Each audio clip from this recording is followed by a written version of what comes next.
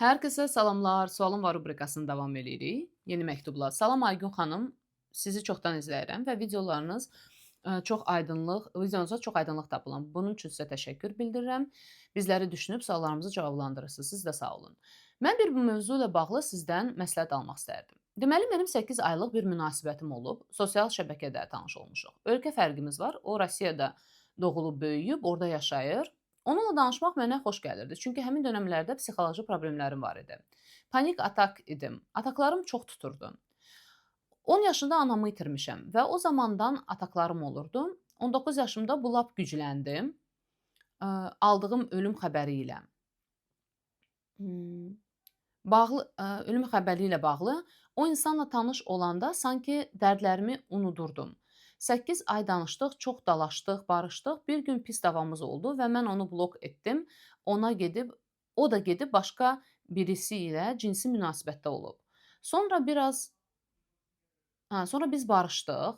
Mən bunu bilməmişdim. Sonradan içimə şübhələr düşdü. Özünə sual verdim. Mənə dedi ki, sadəcə aramızda danışıq olub, heç nə olmayıb xanımla və mən qəbul etmədim, ayrıldım. Sonradan etiraf etdi ki, olub elə bir şey, yəni cinsi əlaqə olub. Artıq 3 aydır ki, münasibət yoxdur aramızda. Sadəcə məndə çox qəzəb qalıb. Özümə qəbullana bilmirəm ki, məni kiməsə dəyişib. İstəyirəm ondan qisas alım. Ancaq özümü zorla saxlamışam, sanki qüruruma toxunub etdiyi hərəkət. Mən eqolu insanam və çox təsir etdi mənə. Xahiş edirəm fikirlərinizi bildirin. Məktubu birazcık oxumaq mənə çətin oldu.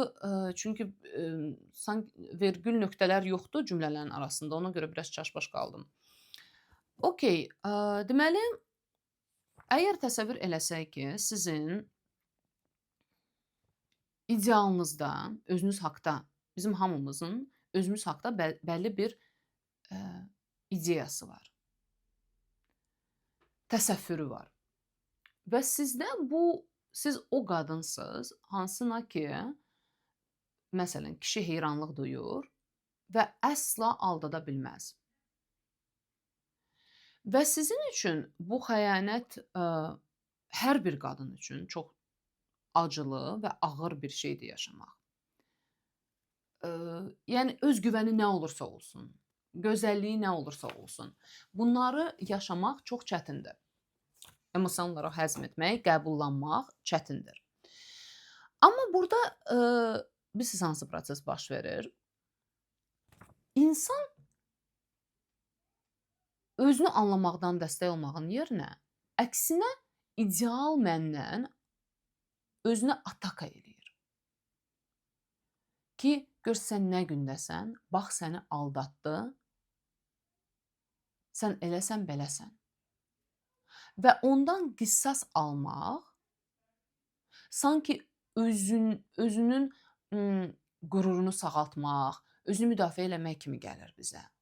Halbuki bunu eləmək bir növ o daxili baskını susturmaqla əlaqəlidir. O istəklə əlaqəlidir ki, bu səs sussun, hansı ki mənə hücum edir non-stop. Gör ki, sən nə gündəsən. Qisas alanda mən bir növ təyin edirəm ki, o pis insandır, mən yaxşı insanam. Və mən zərər çəkən tərəfəm. Bu şuursuz olaraq bizə avtomatik olaraq haqq verir, haqq qazandırır canavarımızı ortaya buraxmağa. Hansı ki, o çox qəşəng yazmışsınız burada, özümü zorla saxlamışam. O canavarı belə zorla saxlayır insan. Amma elə bil ki, bir siqnal gözləyir, bir icazə gözləyir ki, ki kimsə gəlsin məsələn desin ki, əlbəttə ki, məsələn hansısa rəfiqə gəlir və deyir ki, al qisaslı. O səni belə incitdi, belə aldatdı ki, o bir növ o tutmusan, o belə ovçarkan tutursan belə boğazındakı o boy aşenlikdən, belə buraxasan, o da getsin, yesin. O bizim o içindəki o canavar, o aqressiyamız çıxsın və o sümüyü gəmirən kimi gəmirsin. Bu sizə heç nə, o müvəqqəti olaraq əlbəttə ki, orada kayf çox böyükdür. Çox böyükdür. Amma nəticədə Siz tükənəcəksiniz emosional olaraq və sonra özünüzə baxıb utanacaqsınız. Çünki biz o canavarcasına hərəkətlərimizə baxıb insani tərəfimizdən sonra çox utanırıq. O an kayfı yaşayıb sonradan utanırıq. Burada buna diqqət yetirin. Çünki əgər biz o canavarı belə buraxanda, biz onu sadəcə başqalarına qarşı deyil, özümüzə qarşı tərəfdə azad edirik. Eyni tərzdə biz özümüzü də yeyirik. Bayaq deyirəm o ideal tərəfdən. Gah özümüzü yeyirik, gah başqasını. Ona görə mən daha çox düşünmənin, analizə meylliyəm ki, insan özü ilə insancasına münasibəti yaransın. Bir də ki, qisas alanda insan sanki nə iləsə məşğuldur. Qisas almaqla məşğuldur. Öz hüquqlarını qorumaqla. Amma məşğuldur. Məşğul olmasa qisasla, onda nə olur? Baxın, o cümləniz var. Məni kiməsə dəyişib, qəbul edə bilmirəm ki, məni kiməsə dəyişib. Bu cümlə ilə belə otursaq biz sizinlə və qisası bir tərəfə qoysaq, siz üzbəüz qalırsınız həqiqətən nə yaşadıqlarınızla, hisslərinizlə. Harda ki,